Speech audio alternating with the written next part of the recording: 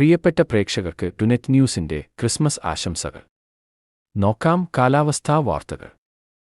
Christmas ദിനമായ ഇന്ന് സംസ്ഥാനത്തെവിടെയും കാര്യമായ മഴയ്ക്ക് സാധ്യതയില്ലെന്ന് കാലാവസ്ഥാ നിരീക്ഷകർ. സംസ്ഥാനത്ത് തണുപ്പുള്ള കാലാവസ്ഥ അനുഭവപ്പെടും.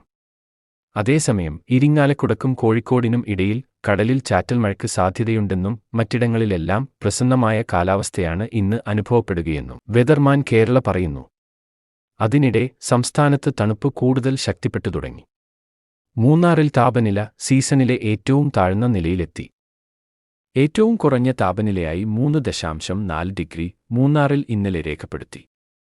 Kundala dam 2.5 degree, Vattavada 8.3 degree എന്നിങ്ങനെയും രേഖപ്പെടുത്തി. അതേസമയം മൂന്നാർ ചെണ്ടുവാര എസ്റ്റേറ്റിൽ കുറഞ്ഞ താപനില 0-ന് താഴെയെത്തി. -1 ഡിഗ്രിയാണ് ഇന്നലെ കുറഞ്ഞ താപനിലയായി ഇവിടെ രേഖപ്പെടുത്തിയത്. താപനില ഏറെ കുറഞ്ഞതോടെ മൂന്നാറിൽ കഴിഞ്ഞ ദിവസം മഞ്ഞുവീഴ്ച റിപ്പോർട്ട് ചെയ്തു. സംസ്ഥാനത്ത് പകൽ താപനില അടുത്ത ദിവസങ്ങളിൽ വർദ്ധിക്കാനാണ് സാധ്യത. വ്യാഴാഴ്ച മുതൽ താപനില ഈ മാസത്തെ ഉയർന്ന നിലയിലെത്തുമെന്ന് വെതർമാൻ കേരള പറയുന്നു. കാലാവസ്ഥാ വാർത്തകൾ കൃത്യമായി ലഭിക്കാൻ ചാനൽ സബ്സ്ക്രൈബ് ചെയ്യുക.